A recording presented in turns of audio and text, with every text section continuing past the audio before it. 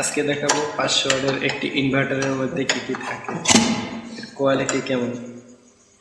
তো প্রথমেই ব্যাটারির সাথে সংযোগ দিয়ে নিই, সাথে কানেক্ট করে নিলাম। এবার অন করলাম, দেখি কত ভোল্টেজ উৎপন্ন হয়।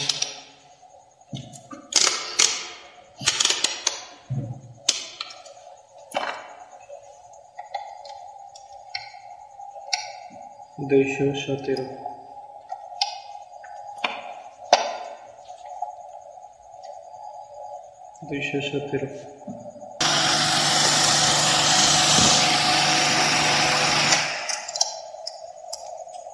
এখন এটা ভিতরে খুলে দেখবো কি কি আছে।